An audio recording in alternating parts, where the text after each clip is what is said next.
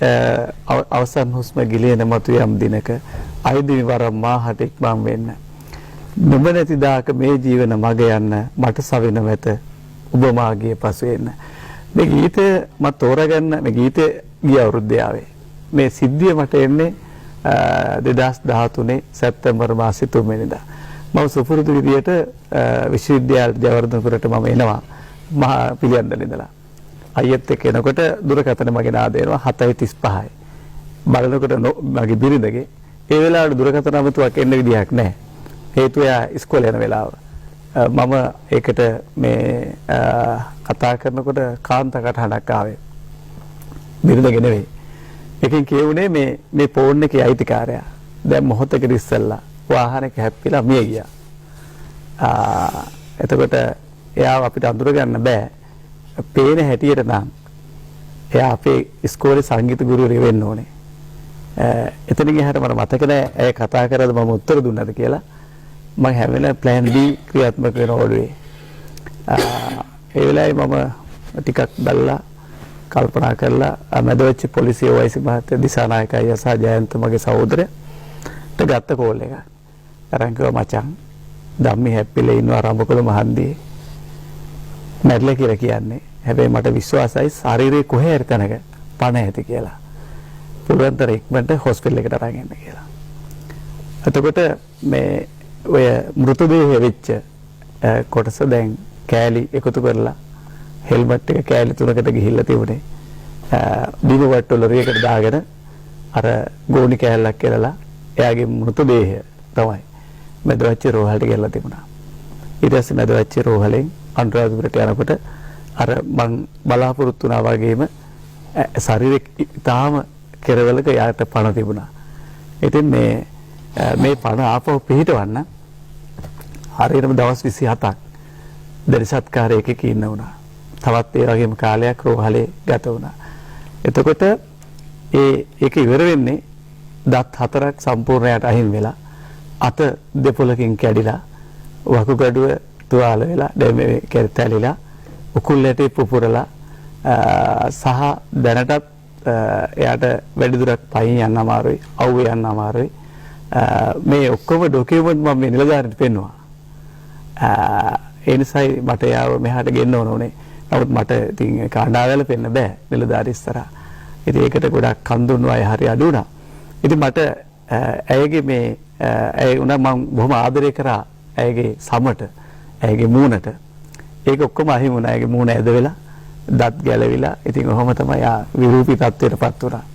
ඉතින් අවුරුදු කීපයක් යනකොට මට පුළුවන් වුණා විශේෂයෙන් මම මේ වෙලාවේ ඒකට හිටපු උපකුලතුමා ආචාර්ය එන්.එල්. කරුණරත්න මහත්මයා දැන් විශ්වවිද්‍යාල ප්‍රතිපාදන කොමිෂන් සභාවේ සභාපතිවරයා මහාචාර්ය සම්පත් අමරතුංග මට මතක් කරන මේ එයාගේ රූපය නැවත සකස් කරගන්න මට පුදුමාකාර විදියට උදව් කරා වෛද්‍ය සුපුන් සේනාරත්න ඇතුළු කණ්ඩායමක්. එතකොට දැන් මම යනකොට නිකන් මස්සදලි ගොඩක් තිබුණේ. එයාගේ හැම ඔක්කොම ගැලවිලා මොකද මීටර 42.2ක් ඇය පාර දිගේ ඇදිලා ගිහිල්ලා තිබුණා. මීටර 42.2ක් ඇගේ හැම ඔක්කොම ගැලවිලා තිබුණේ. එතකොට මේ මම යනකොට එයා මාව අඳුර ගන්න බෑ. දවස් ගානකට පස්සේ අඳුරගත්තේ. මට හිතුනේ නේ විශ්වාසයක් තිබුණේ නෑ. ඉතින් එයාට සාමාන්‍ය ජීවිතෙට පුළුවන් මේක. නමුත් අධික කැපකිරීම එක්ක අපි ඒක යථා තත්ත්වයට ගත්තා.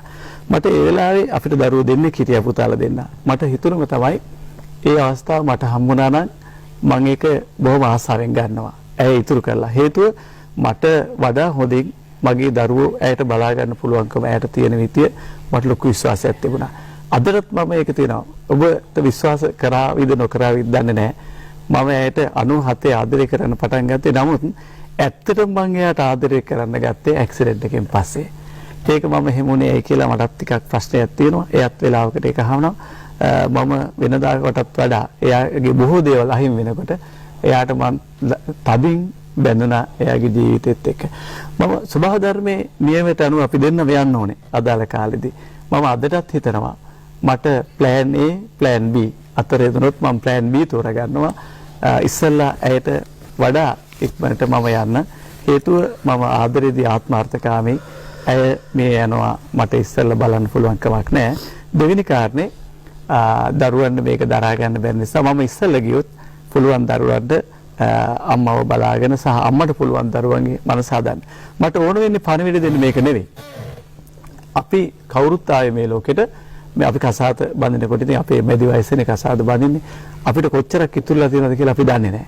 සමහරට හෙට උදේ නැත්නම් පැය කීපයකින් මාසෙකින් අවුරුද්දකින් වෙන්න පුළුවන්. අපිට අද මේ අපේ ස්වාමි පුරුෂයාට බිරිඳට අම්මට තාත්තට ආදරය කරන්න වෙලාව පිළිබඳ ප්‍රශ්නයක් අපිට තියෙනවා.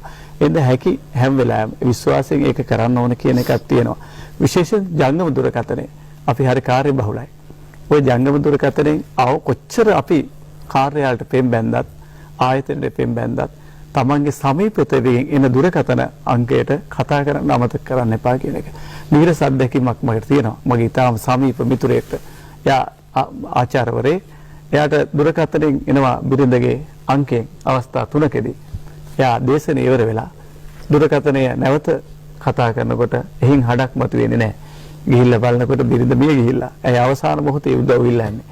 මේ අපි ඩිවයිස් එක ජීවත් වෙන මේ ඩිජිටල් වෙච්ච සමාජයක අපේ අතපසු වෙන දේවල් ගොඩාක් තියෙනවා. බිරිඳ, දරුවෝ, අම්මා, තාත්තා බොහෝ දේවල් සමීපතයන්. ඒ හින්දා අපි අමතක කරන්න එපා. අපිට බොහොම ටික කාලයක් තියෙන එක කොයි වෙලාවද කියන්න බෑ. ඒ නිසා ජීවිතේ පුරා පසුතැවිල්ලක් ඇති නොවන විදිහට ඔය ඩිවයිස් පාවිච්චි නොකරන්න.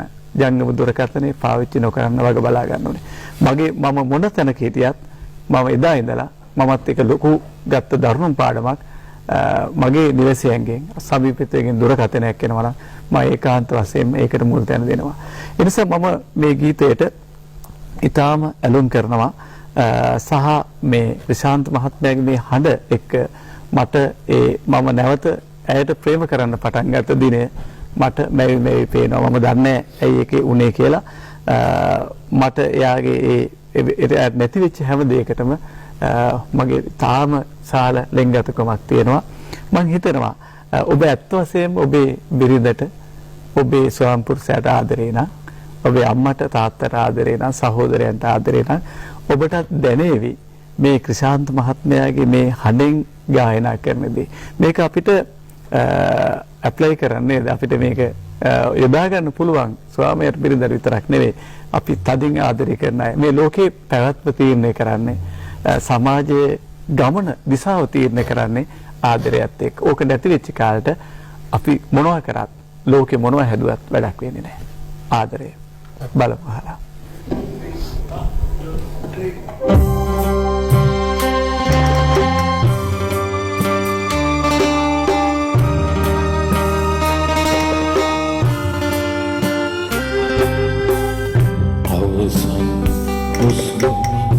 ගිලිහෙන මතු යම් දිනක අයදින් වරම් ආත ඉක්මන්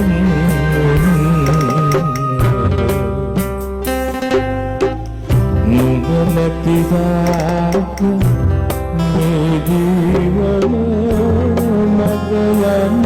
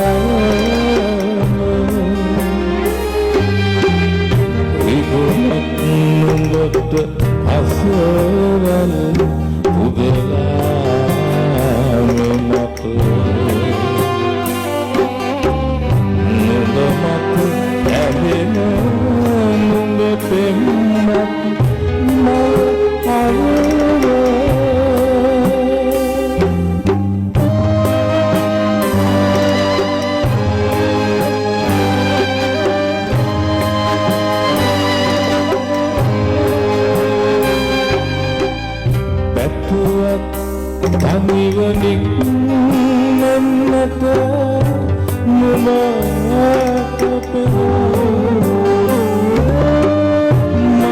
නැතිදාක නතුර නුඹට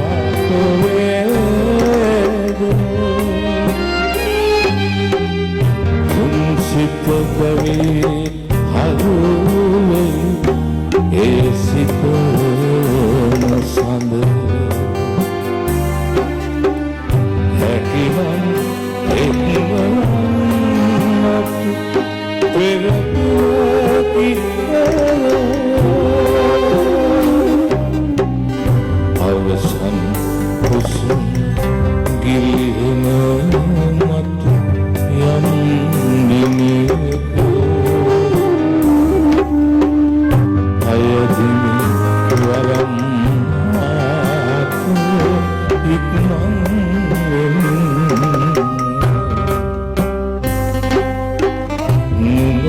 නැතිදාක මෙරිවම මගයන්න මට සයිනවත ඔබ නාගේ පසුවෙන්න මට සයිනවත ඔබ නාගේ පසුවෙන්න